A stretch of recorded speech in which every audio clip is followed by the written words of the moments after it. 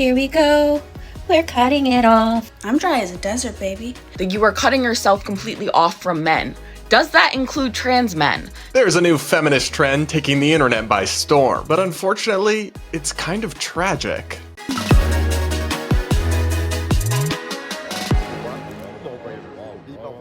Now, we've got to talk about the latest trend on TikTok among feminists because some of the videos going viral are absolutely insane. But even aside from the extreme outliers, the general trend is picking up steam to the point where it's now being covered by the New York Times, and I'm afraid it's leading young women in a heartbreaking direction. First, to give you a taste of the more extreme wing of this new feminist movement, here's one video of an outraged feminist influencer shaving her head to protest Trump's win and explaining her new boycott against men. Just woke up this morning feeling spicy. You guys feel spicy? Because I do. All right.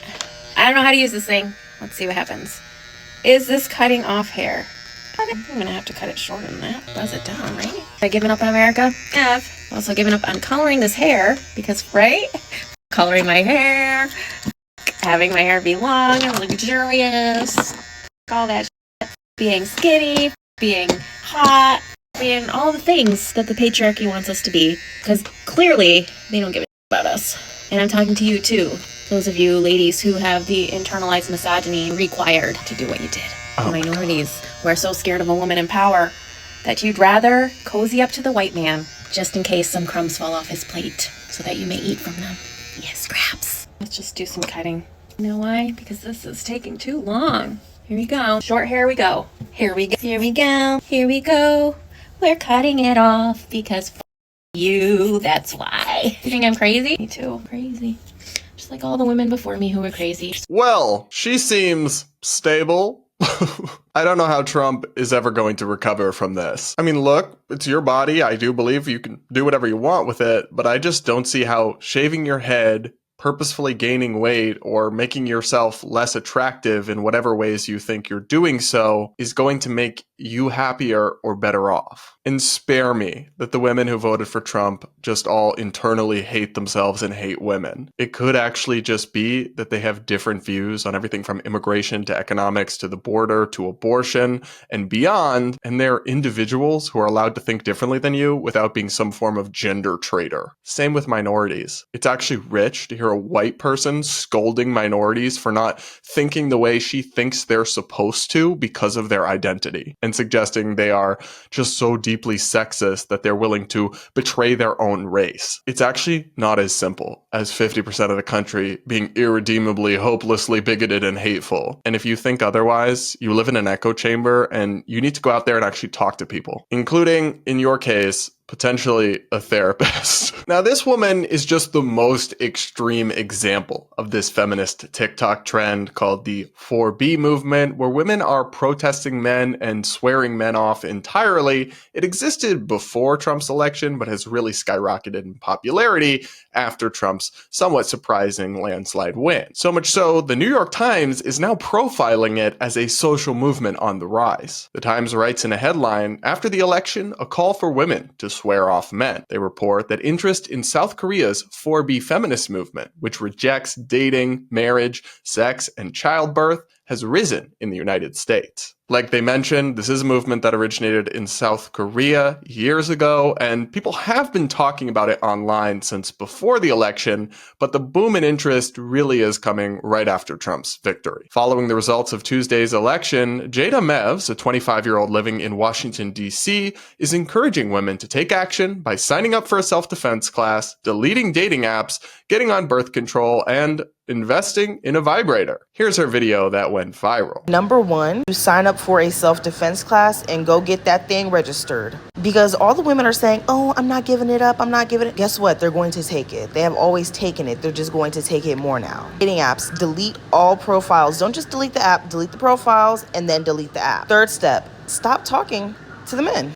Delete, block, say your goodbyes. The fourth thing, get your bodily affairs in order. Whether that means stocking up on certain pills, stocking up on birth control pills, getting them tube side. Hell, remove your uterus.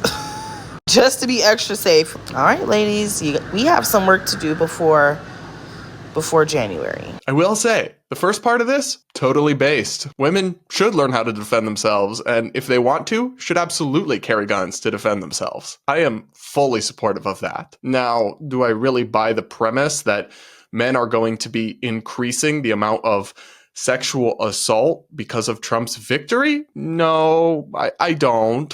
I don't think we saw some massive spike in that from 2016 to 2020. But regardless, I am fully supportive of women defending themselves and exercising their Second Amendment rights. Glad to see some of the feminists are now admitting that maybe the right-wingers had a point on that one. We'll get into more of the points from that video in a little bit, but I just wanted to say that real quick. And again, according to the Times, interest in this 4B movement, swearing off men, sex, dating, children, and the like, has skyrocketed directly after Trump's victory, according to the numbers. They report that searches for the 4B movement in the United States spiked the day after the election, according to Google Trends. Dozens of videos on the topic have popped up on TikTok in the last 48 hours, with users sharing why they are for or against the movement gaining steam in the United States. So it's not just a few videos. This is a movement that's really actually picking up some concrete steam. And I find that concerning. I am not convinced that this advice is going to lead most people to a happier and better life. I also think it's only going to further antagonize men and worsen the gender divide, like this video clearly does. Not that my content reaches a lot of men because I have an IQ of 130. Oh, and you're also very humble. Clearly, and not at all sexist or condescending. But I want the men in this country to know that half the female population, we're dry. We're probably gonna stay dry. I'm dry as a desert, baby, and I don't want it to change. That's a little too much information. The world did not need to know that, my dear. Yeah, we're not gonna like you anymore. You understand that? Like, it doesn't matter if you take away abortion. Like, we'll want to have your babies even less, right? Even if you take away contraception, like, women are really good at celibacy because you guys are actually a threat to us. Some men are a threat to women, and that is tragic, and I can totally understand their concerns and fears on that front. That's why I support women defending themselves and their right to bear arms. But there's no serious mainstream movement to take away birth control or contraception. And it's your life, so swear off men if you want, but I don't think that's good advice for people generally. I don't think it's going to lead to happiness or fulfillment in the long run. So we have a lot less to gain from you. So yeah, 4B all the way. Let's make some money, I guess. That's all we can do now. I mean, like I said, it's your life. I totally think you're free to live it how you want, but pursuing money and neglecting family and having children might work for some people, might be what makes them happy, but I don't think will fulfill most people. And I don't think it's good advice that actually has your audience's best interests in mind. And this content associated with the 4B movement, this new feminist TikTok trend, is clearly and openly antagonistic towards men in a way that's only going to make these gender wars and this gender divide even worse. Other than that, you're doing amazing, I guess. Now, I do have to laugh because nothing, and I mean nothing, is ever truly woke enough in 2024. So you have another side of TikTok, the trans LGBTQIA plus Wi-Fi password, whatever community that is even further left than the 4B feminists, explaining why actually the 4B movement of women going their own way is actually problematic because it's trans exclusionary, non-binary phobic, two-spirit, whatever, I guess. Seriously. Listen to this. I'm really concerned about the rise of the 4B movement here in America, not because I don't support it, but because I think that it could lead to a lot of gender essentialism and a lot of transphobia in the end. When we have movements like this that are centered around cis women, I'm concerned that it's going to lead to more transmisogynistic rhetoric, and it's also going to leave behind a lot of people that are not women that are also oppressed on the basis of sex. When you say that you are cutting yourself completely off from men, does that include trans men? Does that include trans masculine people? Does that include people that are also oppressed on the basis of their reproductive labor but happen to be a different gender than women? Guys, I cover this stuff for a living, and even I can't keep up.